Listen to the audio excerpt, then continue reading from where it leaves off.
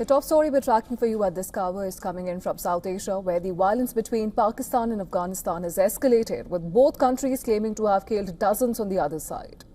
Well, Pakistan bombed Afghanistan's major cities, Kabul and Kandahar, as well as targets in Paktia. This is hours after Afghan forces attacked Pakistani border troops in what the Taliban government said was retaliation for earlier deadly airstrikes.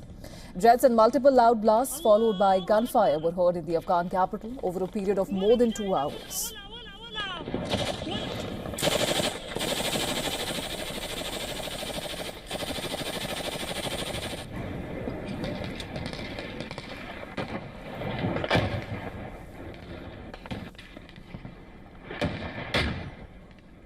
Islamabad's defense minister declared the neighbors are at open war following months of clashes. Pakistan's information ministry claimed that Afghan Taliban opened unprovoked firing on multiple locations across the border in Khyber Pakhtunkhwa. Pakistan said it launched Operation Ghazab-ul-Haq in retaliation, carried out airstrikes on important military installations in Kabul, Kandahar and Paktia. It claimed that Pakistani forces killed over 130 Afghan Taliban operatives, while it reported only 2 casualties. Jets were also heard overhead in Afghanistan's southern city of Kandahar, where Supreme Leader Hibatullah Akhundzada is based. Now, the Taliban government has confirmed that the Pakistani airstrikes did take place, with spokesman Zabihullah Mujahid saying there were no casualties. Now, hours earlier, Mujahid announced large-scale offensive operations at the border in response to repeated violations by the Pakistani military. The Taliban government has claimed that at least 1 Pakistani checkpoint and 19 posts were seized. 4 other posts were burnt and 55 Pakistani soldiers were killed. Afghanistan also claimed that several Pakistani military personnel were captured alive.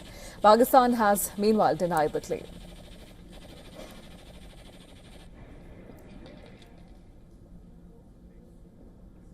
And we're joined by my colleague Jyotsna Kumar, who has more details on this. Jyotsna, over to you now. Absolutely. As you mentioned in your report, the recent months have seen a dramatic escalation in these military hostilities between Pakistan and the Taliban-led Afghan government, and it has been marked by heavy border skirmishes and precision airstrikes that it deepens into this Afghan territory. Now, let's take a look at the background now. October 2025 had witnessed the deadliest clashes in years, briefly bringing both the nations to now the brink of this open war that we now have seen as an announcement by Pakistan's defense minister. Now, Pakistan had launched strikes in Kabul that targeted the TTP leader, Noor Wali Masood. Now, the Afghan Taliban had retaliated again by attacking multiple Pakistani military posts along the Durand line. And this had claimed about 58 Pakistani soldiers and then, of course, had captured several outposts as well.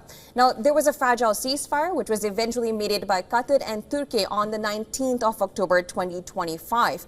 And then in December again, heavy exchanges then again erupted along the Spin-Boldak-Jaman border crossing. That is one of the primary trade routes between the two nations, and both sides used light and heavy artillery for several hours. And Afghan officials had reported 5 deaths, including a soldier and 4 civilians, while Pakistan had accused Afghan forces of unprovoked firing. Now, these clashes did break out just as the peace talks in Saudi Arabia had failed to produce any breakthrough. That is what we know as background. While we understand that these are not isolated incidents that happen, both the neighbors have had a tumultuous history. Now, help us understand what are the key drivers of this conflict here. Absolutely. Now, there are several core drivers of this tension, and the foremost among these are issues that relate to the TTP. Now, Pakistan accuses the Afghan Taliban of harboring the Tehreek-e-Taliban Pakistan, which has now intensified attacks within Pakistan, including the 6th of February bombing at the Islamabad mosque that had killed over 30 people. Now, Islamabad maintains that the TTP operators form from safe havens in Afghanistan and with the tacit support of the Afghan Taliban. And of course, Kabul has denied these claims. They assert that the TTP is Pakistan's internal security failure. And now the second one could be the dispute relating to the Durand line. That is a 2,640-kilometer border that is drawn by the British in 1893, and that remains unrecognized by the Taliban, who view it as an artificial colonial era line. And Pakistan's efforts to fence the border have now triggered numerous fatal skirmishes. And third are the issues relating to the refugee deportations. Now, Pakistan has planned to and has been planning to repatriate nearly 3 million Afghans that include both documented and undocumented migrants, and has now become a major humanitarian and political flashpoint. Now, Pakistan's decision has caused a significant friction with the Kabul has accused Islamabad of using refugees as political blackmail mediation, and of course this is all that has been in the background of what could have been the issues. Right, Jyotsna, and we understand that negotiations between both the sides have stalled multiple times over the past as well. What do you think? Where do you think that these mediations are headed, and when and how can we expect a breakthrough in these, contentious claims that the both sides have made? Right, and of course, as you mentioned, multiple rounds of peace talks have been hosted.